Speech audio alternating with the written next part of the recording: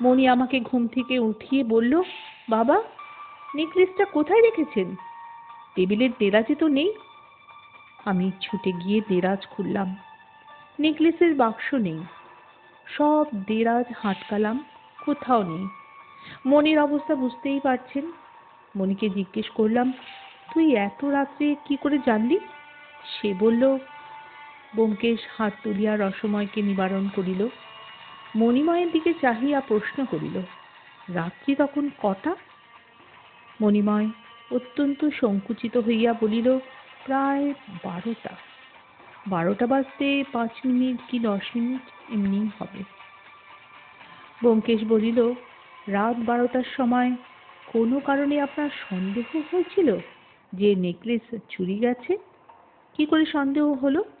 সব খুলে বলুন। মণিময় যেন আরো সংকুচিত হইয়া পড়িল। পিতার প্রতি একটি গুপ্ত কটাক্ষপাত করিয়া ঈষৎ শান্ত স্বরে বলিতে আরম্ভ করিল, কাল আমার ক্লাব থেকে ফিরতে একটু বেশি দেরি হয়ে গেছিল। ক্লাবে ব্রিজ ড্রাইভ চলছে। আমি ব্যোমকেশ জিজ্ঞেস করল, ক্লাব কোথায়? নাম কি? ক্লাবের নাম খেলাধুলো। খুব কাছেই, আমাদের বাড়ি থেকে 5 মিনিটের রাস্তা। সব রকম ঘরোয়া খেলার ব্যবস্থা আছে, তাস, পাশা, পিংপং, বিলিয়ার্ড। কাল ব্রিজ ড্রাইভ শেষ হতে রাত হয়ে গেছিল। আপনি হেঁটেই ক্লাবে যান? আজ্ঞে হ্যাঁ, খুব কাছে, তাই হেঁটেই যাই। কাল যখন ক্লাব থেকে বেরোলাম তখন 11:45। রাত নিশুতি। আমাদের বাড়ির সদর দরজার ঠিক সামনে একটা ল্যাম্পপোস্ট আছে।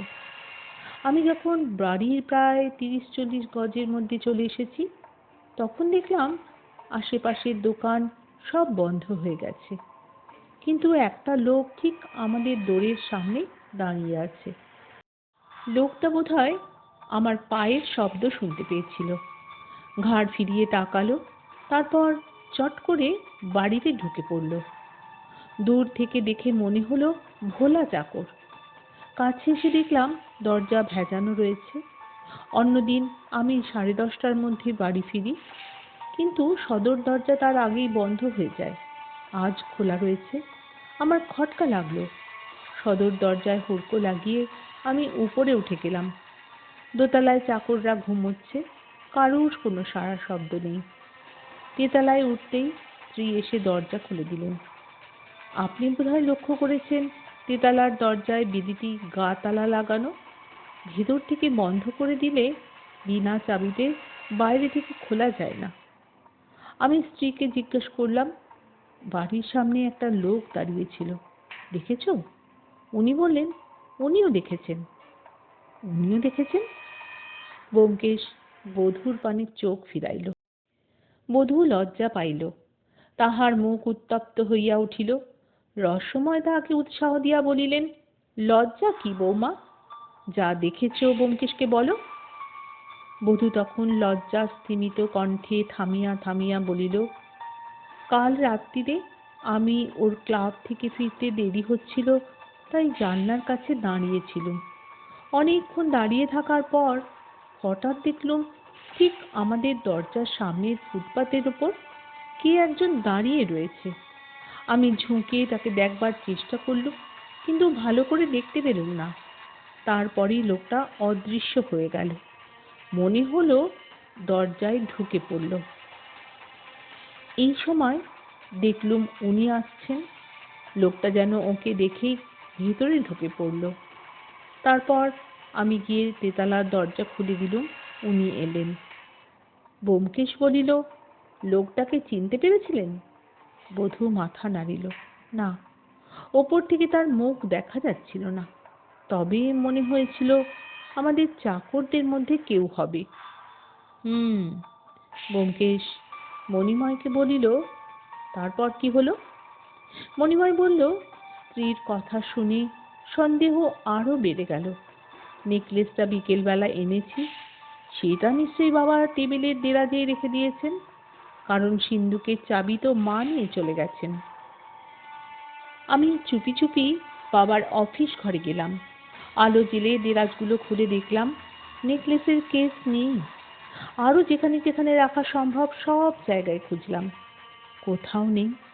ভীষণ ভয় হলো। তখনই বাবাকে ডেকে তুললাম। মণিময় চুপ করলে। ব্যোমকেশ নিবিষ্ট মনে আর একটা সিগারেট ধরাইল। তারপর সপ্রশ্ন চক্ষে রসময়ের পানে চাহিল। রসময় আবার কাহিনীর সূত্র তুলিয়া লইলেন।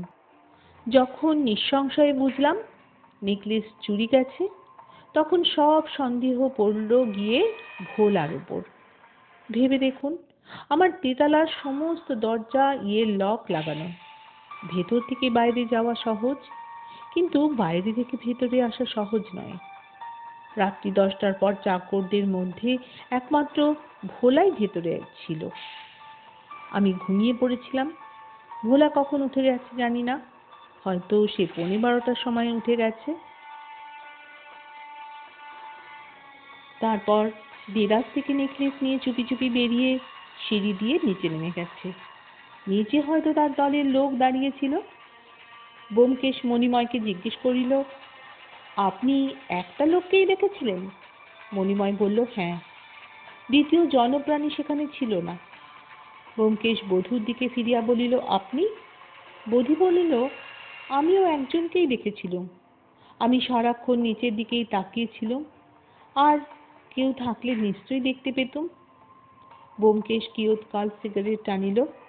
শেষে রসময়কে বলিল, তারপর তারপর আপনি কি করলেন? রসময় বলিলেন, তখন 12টা বেজে গেছে। বাপ বেটায় পরামর্শ করে থানায় টেলিফোন করলাম। মণি নিচে নেমে গিয়ে সদর দরজার কাছে দাঁড়িয়ে রইল, যাতে বাড়ি থেকে কেউ বেরোতে না পারে। থানার বড় দারোগা অমরেশ বাবুর সঙ্গে আমার পরিচয় আছে। বিশিষ্ট ভদ্রলোক।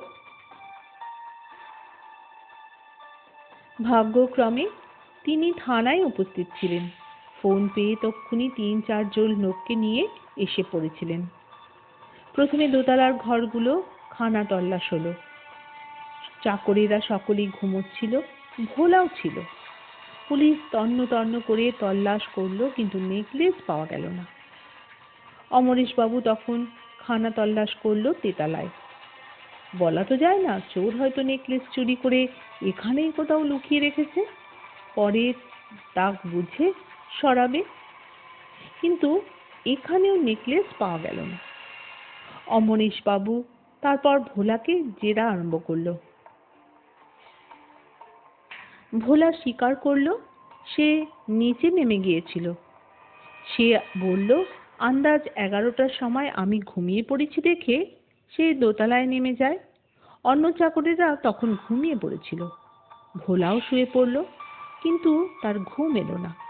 তখন সে খোলা হাওয়ার খোঁজে নিচে গিয়ে ফুটপাতে দাঁড়ালো। মণিময় যে ক্লাব থেকে ফেরেনি তা সে জানতো না। সে ফুটপাতে দাঁড়িয়ে থাকবার সঙ্গে সঙ্গেই দেখতে পেল মণি আসছে। তখন সে তাড়াতাড়ি ফিরে এসে আবার শুয়ে পড়ল, কারণ রাত্রিতে চাকর বাকরের বাইরে যাওয়া করা বারণ। এই তার বয়ান। নেকলেসের কথা সে জানে না। অমরেশ বাবুর জেরায় আরো জানা গেল, ভোলার 2 ভাই কলকাতায় থাকে। মেছুয়া বাজারে তাদের বাসা। ভাইদের সঙ্গে ভোলার বিশেষ রহরম মহরম নেই, তবে হাতে কাজ না থাকলে মাঝে মাঝে তার বাসায় দেখা করতে যায়। অমরেশ বাবু যখন ভোলাকে সওয়াল জবাব করছিলেন, তখন তার সঙ্গীরা রাস্তার দুধারে তল্লাশ করছিল। আনাজ কানাজ ডাস্টবিন সব খুঁজে দেখছিল। মণিও তাদের সঙ্গে ছিল, কিন্তু কিছুই পাওয়া গেল না। এইসব করতে করতে ভোর হয়ে গেল। অমরেশ বাবু দোতলায় একজন লোককে রেখে চলে গেলেন। ভোলাকে বলে গেলেন, এ বাড়ি থেকে বেরোবার চেষ্টা করলেই কিন্তু গ্রেপ্তার করা হবে। তারপর তারপর যত বেলা বাড়তে লাগলো, ততই আমার মন অস্থির হয়ে উঠল। অমরেশ বাবুর কাজের লোক চেষ্টা ত্রুটি করবেন না, কিন্তু কিন্তু আমি আর স্থির থাকতে পারলাম না। ব্যোমকেশ বাবু, আপনাকেই ফোন করে বসলাম। আপনি আমার নেকলেস উদ্ধার করে দিন। আপনি ছাড়া এই কাজ কেউ পারবে না। ব্যোমকেশ একটু হাসল। তারপর, আপনার এত বিশ্বাস আমার উপর? আশা করি বিশ্বাসের মর্যাদা রাখতে পারবো। ভোলা চাকর তো বাড়িতেই আছে? হ্যাঁ, দোতলার ঘরে আছে। তাকে একবার ডেকে পাঠালে দু চারটে প্রশ্ন করে দেখতাম। বেশ তো। রসময় পুত্রের দিকে চাহিলেন। মণিময় চলিয়া গেল।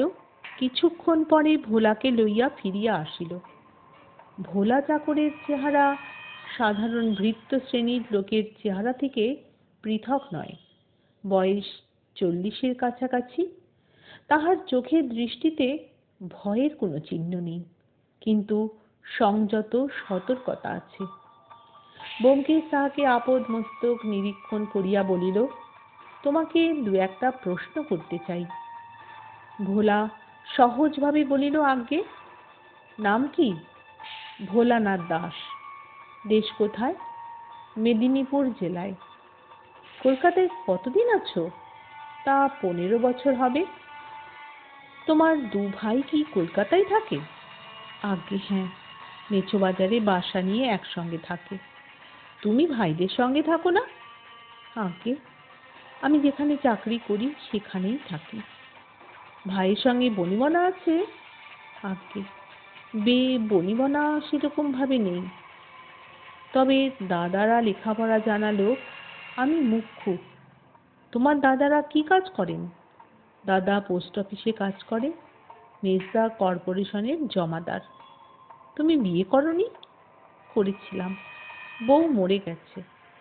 এ বাড়িতে কতদিন কাজ করছো? 1.5 বছর। তার আগে কোথায় কাজ করতেন? অনেক জায়গায় কাজ করেছি। কি কাজ? আগে পা টেপা চাকরের কাজ। অন্য কাজ করবার বিদ্যে আমার নেই। বিদ্যা না থাক, বুদ্ধি যথেষ্টই আছে, সে বিষয়ে কোনো সন্দেহ নেই। যে বুদ্ধি নিজেকে প্রচ্ছন্ন করিয়ে রাখতে পারে সেই বুদ্ধি। ব্যোমকেশ আবার আরম্ভ করিল, সকলে সন্দেহ করেন তুমি হীরের নেকলেস চুরি করেছ।